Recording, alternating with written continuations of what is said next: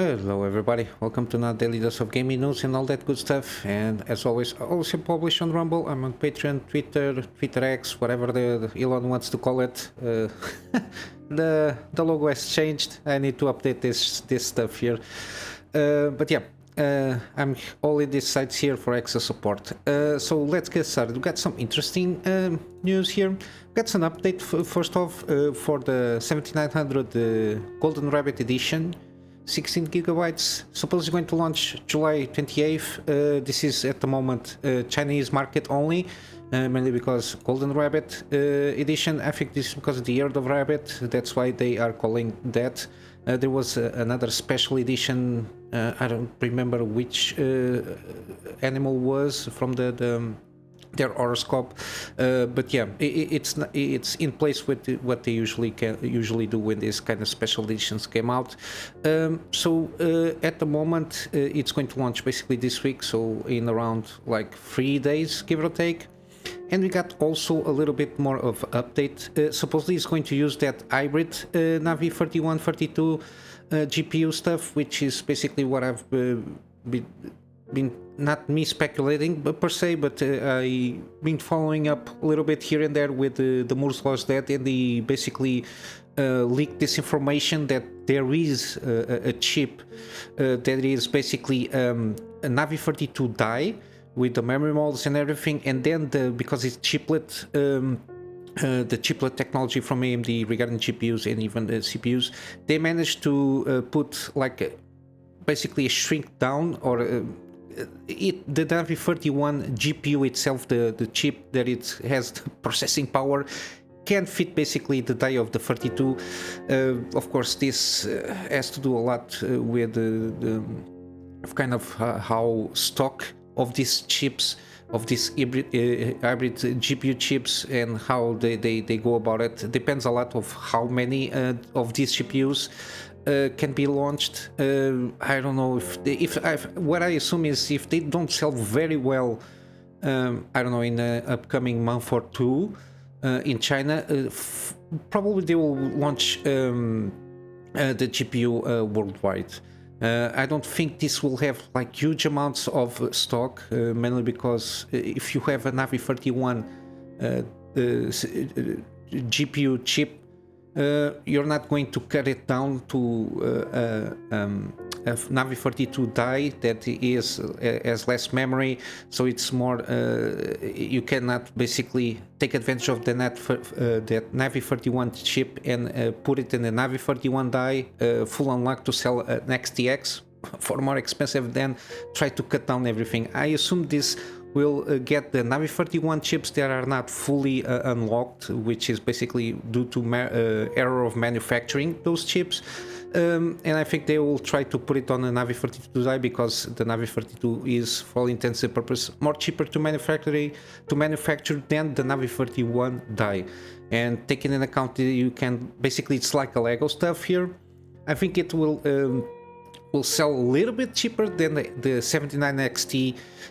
I don't think we have here I don't remember seeing that. We don't have still MSRP, but yeah, the memory stuff basically is all the same, except the memory bandwidth, because it has less memory bus and less VRAM, but basically it has a little bit less than board power because of the what it is. Only have like 2 connections for 8 PCIs, so we basically have it's not official, this information, but basically it is what it is. It's easy to calculate when you have like certain elements like the compute units, and then you can calculate the steam processors with the boost clocks and everything. So basically we will see something like this, and the fact that it is from the reviewers also, they managed to get this information. We'll see how it goes regarding in terms of pricing. The fact that the XT is going around, this is launched at 900, it's basically at 750, I think, at the moment, around that price. I think we might get around $600.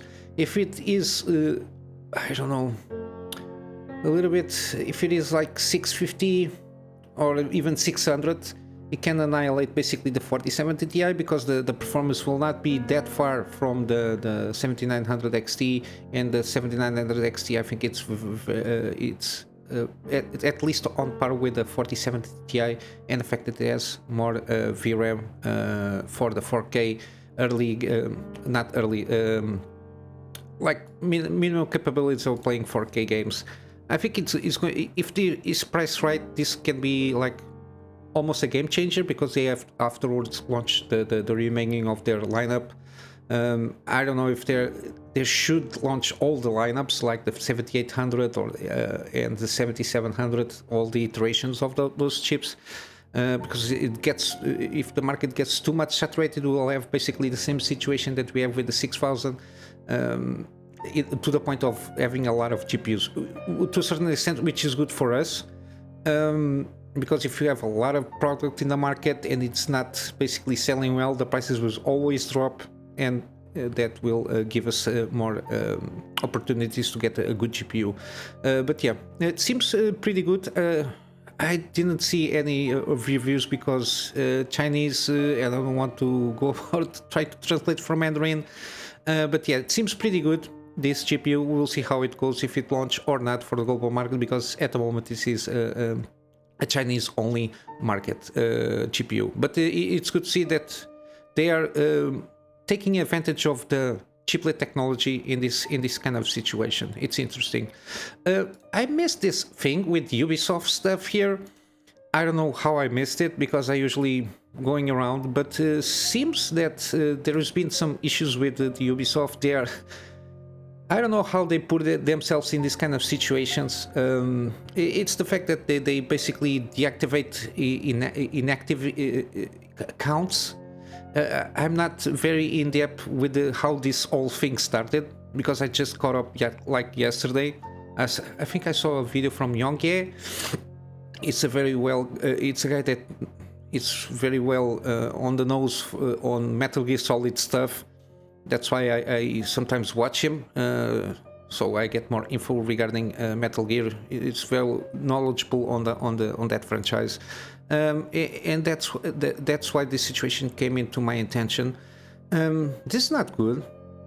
Even though I saw the video, he went about this kind of statement from Ubisoft that the gaming activity of the account, its creation, is basically the factors that take an account when they are deleting the accounts. So basically, if you get your account deleted, you lose access to your games, which by itself it's not good. And the fact that even if you bought from, for example, from Steam, I don't know if Epic Game Store has Ubisoft games. I'm not sure. Out of memory, I don't know. But even if you bought it from Steam, of course you lose it, because you're basically paying to Ubisoft, and the only thing here is that Steam takes its cut and gives you access through that storefront, but the games you always have to log in on Ubisoft kind of application stuff there, even if you bought it from Steam. But yeah, so basically what they take into account before deleting an account is the gaming activity on account since its creation, the accounts libraries. Accounts that included per search games are not eligible for deletion, but Yongay went through, and there are situations that people bought PC games for in the Ubisoft storefront there, connected to their account, of course, and they took a break from gaming. They basically like 1 year only, and when they returned, their account was deleted, and basically that was it. Also, the duration of inactivity of the account, meaning that the last login to their ecosystem, including from Ubisoft games on Steam and other platforms. And they say in practice, as of today, we never deleted accounts that were being active for less than 4 years. This is a definitive statement, which is a lie, because there are some cases that, well, this happened even within a year of like the accounts being inactive, even though they had per search games. This is not good for them. And of course, the fact there is an active subscription tied to the account. Of course, if you have an active subscription, even if you've been inactive, but if you pay the subscription, they will for sure will not delete the account, because they are receiving money by the end of the month or by the end of the year, depending how you do your subscription. But of course, in any case, before the deletion is permanent, free emails were sent to the player over a 30-day period, offering to restore their account. This is a little bit troubling because, as any email account, you're pinning yourself to a situation where you can this email can go to the spam account. There are some situations if you have like an older email service that, for example, there was a case that the emails associated with the account was terminated, the email service by itself. I don't remember which one, and they didn't have like a way to go about it and recover this, even though they tried to log in without receiving this email. But yeah, you see where this is going. There is a lot of situations they're opening themselves that people are already starting to call for boycotts, because if you think about it, Ubisoft has not been launching decent games to a certain degree. They have Assassin's Creed, it's been not that good since, at least from what I can perceive, from Black Flag.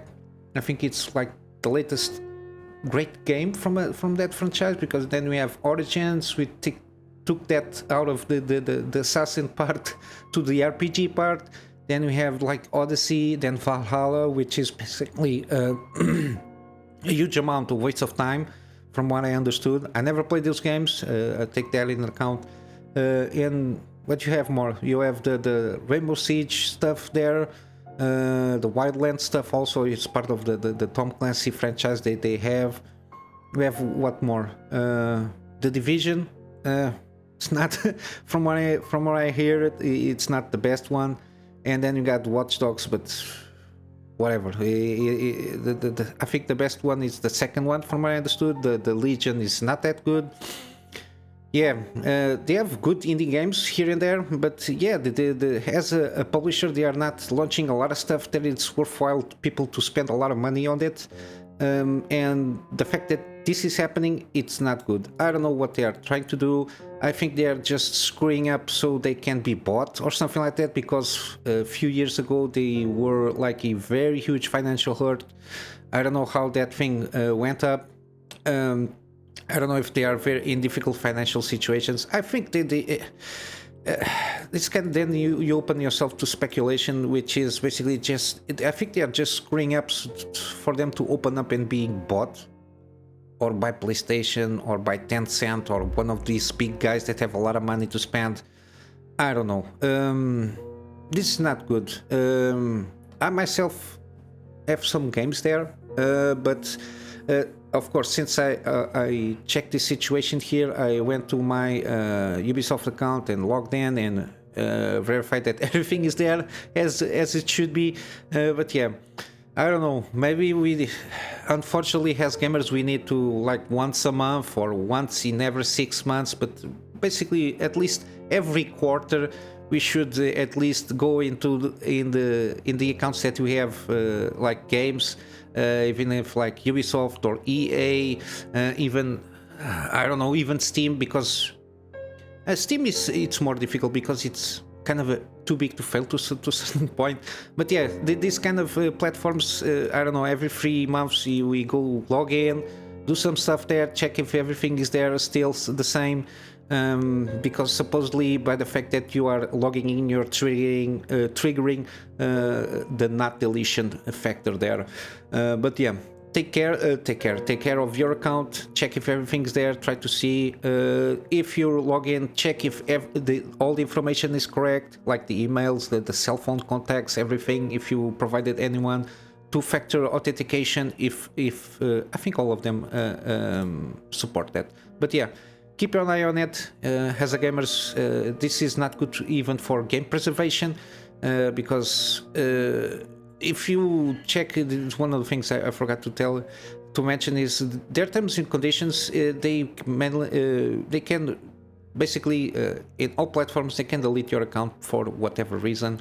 They try to justify it with the recurrence of the GDPR, which is basically like a legislation regarding like the information that they can keep and everything, and if they kept that information for unnecessary information, collection, data collection and everything, they have to delete it out of their servers. This is a way of them to justify of their mistakes to a certain degree, because if the account might be inactive, but if it has like money that you spent on games or any kind of services that you have for them, there is no justification to delete data. Dummy accounts, I don't even know why people would make dummy accounts. I can understand, like for example on Steam for the marketplace to make some shenanigans, I assume, but this kind of I don't know, again, it's not good. Check your accounts to see if everything is in order, and if there is something from your info that is not updated, just update it. Just make sure that everything is in order. Regarding like the Tencent that I mentioned, basically they are acquiring Dying Light series developer, which is Techland. They got a majority stake. It's not good. Tencent, they're being acquiring a lot of gaming studios and some publishers also, some stakes here and there. Supposedly, the team of Techland and the games that they will retain full ownership of their IPs, keep the creative freedom, and continue to operate as they feel best. At least this is the assurance that the CEO gave from Techland, Pavel Marchenko, I think it's called. Hope I didn't butcher that. But yeah, they're being Tencent is being investing a lot on some game studios from Riot Games, which is one of those RTS games, I think. Totorox Studios, Funcom, Some Group, and more for sure. They've also invested in Epic Games, Wolver Team, From Software, and Platinum Games.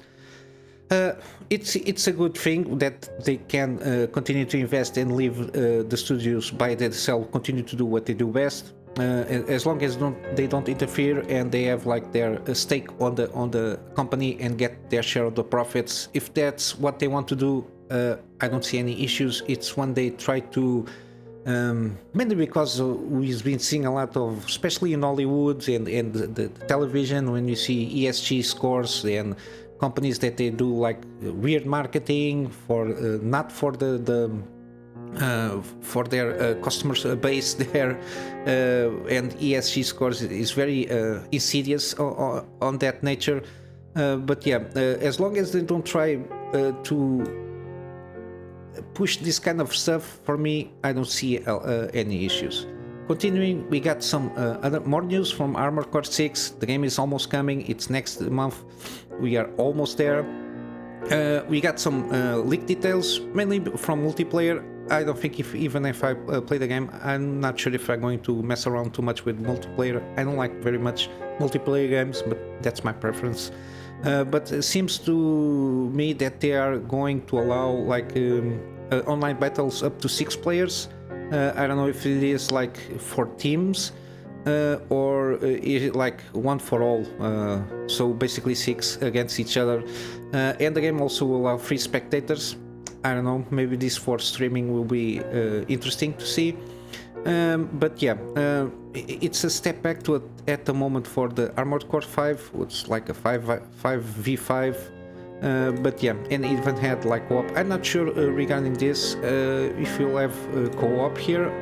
I'm not sure. I don't think so. Mainly because of how the game mechanics work. But we will see. We'll get more official information tomorrow, I think, or today. Sorry, because this is news from yesterday. So today we'll have around 12 minutes Armored Core gameplay.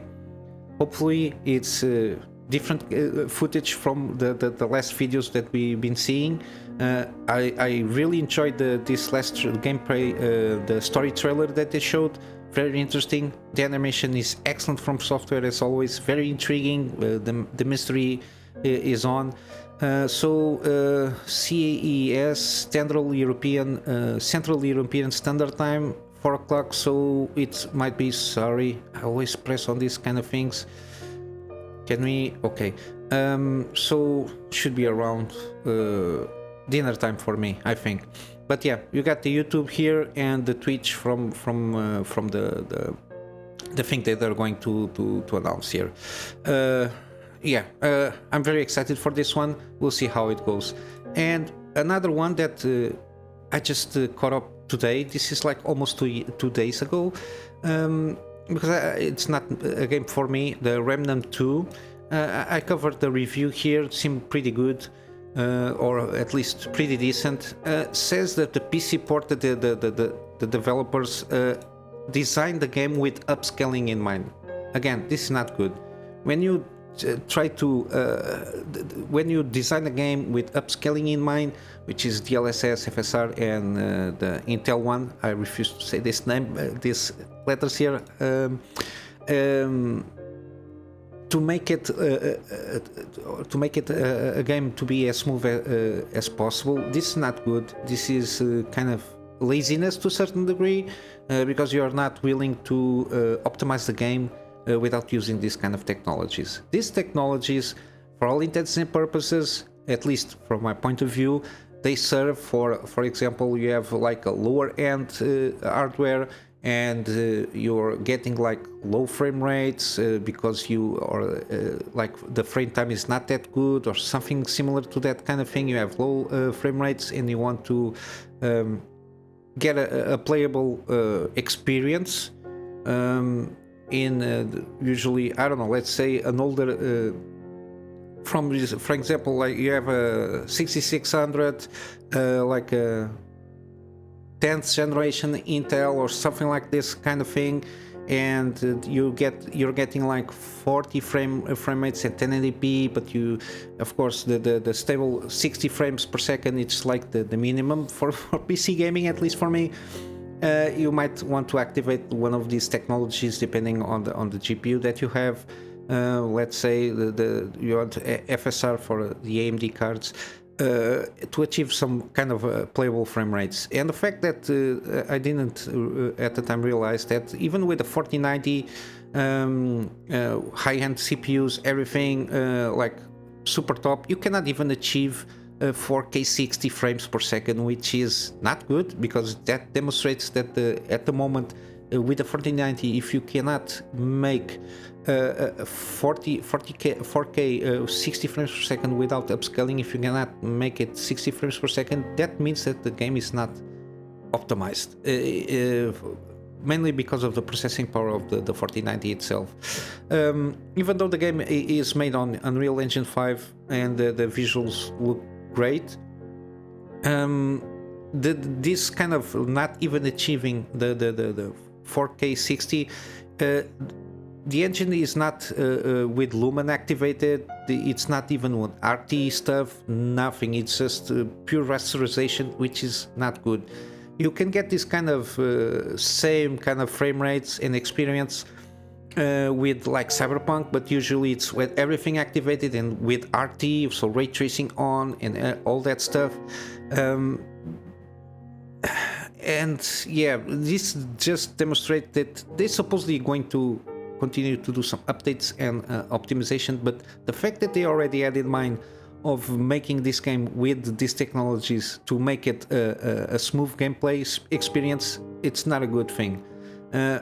I saw some news like a few months ago regarding this game. I think I'm not sure if we have to have like online connection always to play the game, even in solo mode. I'm not sure if this is one of those games. But yeah, you got a lot of stuff here that is not good. When you put yourself in this kind of position, that's why you don't pre-order games. You pay attention and wait a few days to see what kind of issues that the game might have, and if it's good for you. Because if you support this upfront, this kind of mentality or this kind of philosophy, you're just encouraging other studios or the same studios to continue to do this kind of thing. It is not good for a gamer to have somebody for you to, especially because if you have like older hardware, like I was telling you, even from generations that might not support this, you want just 1080p or sometimes even 720, and you just want to play something.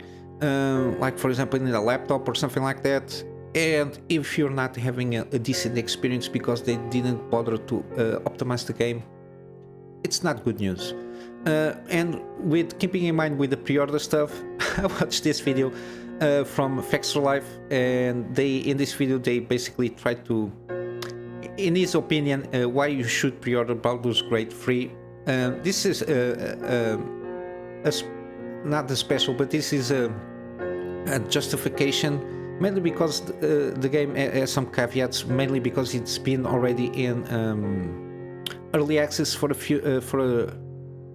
almost at least a year, I think, the Baldur's Gate free.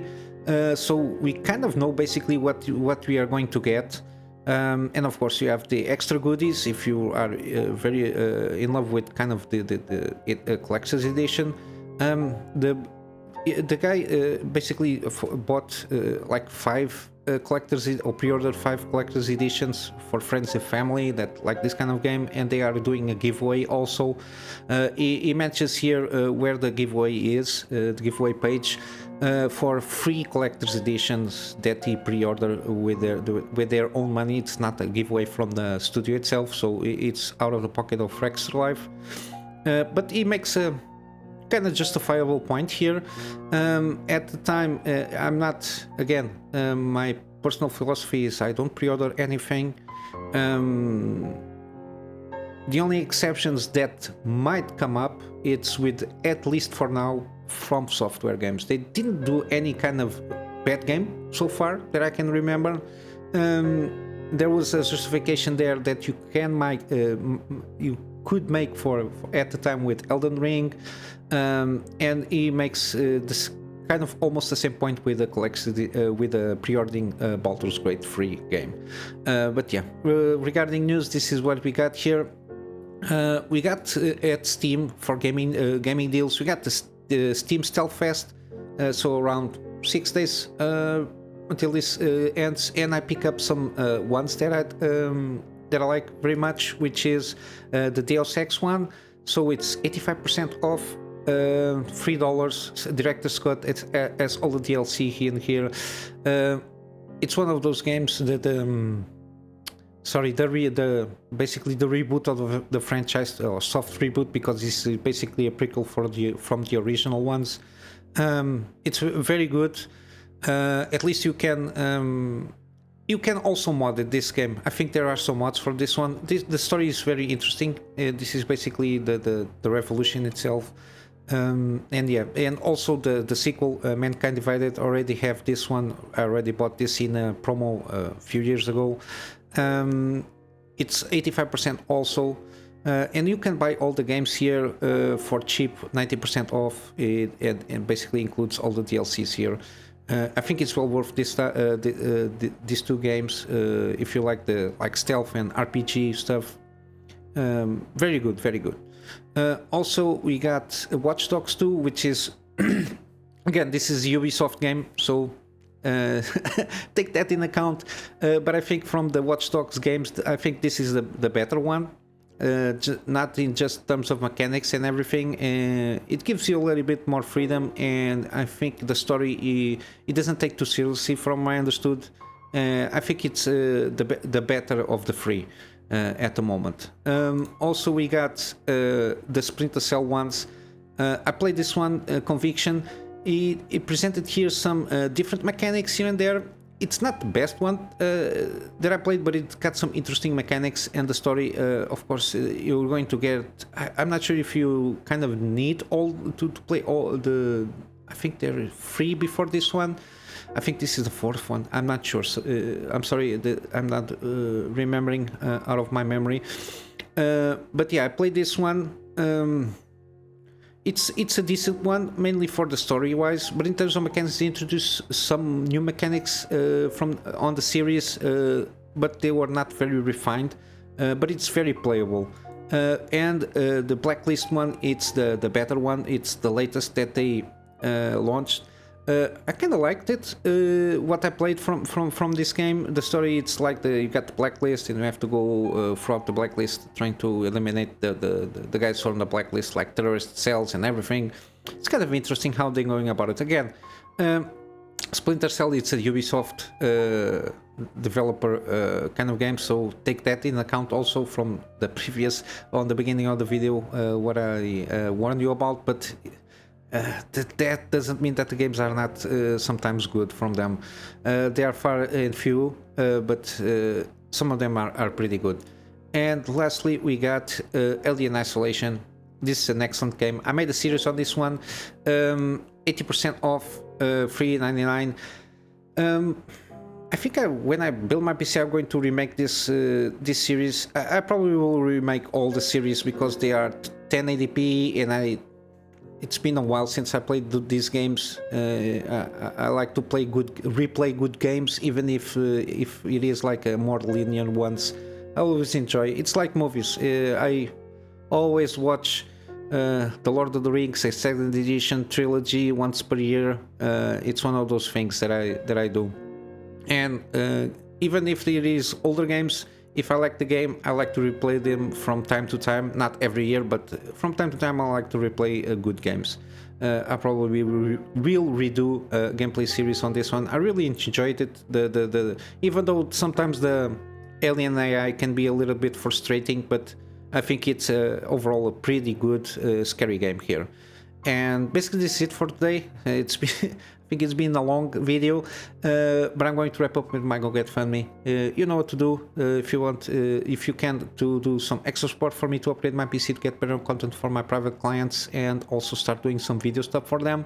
And of course in my free spare time, doing the daily videos, better quality, some scripted content, resume my gameplay series, and possibly do some live streams in the near future. And with all that said, guys, I hope you have a wonderful day, and I'll see you in the next one. Till then, Kunamy Master out.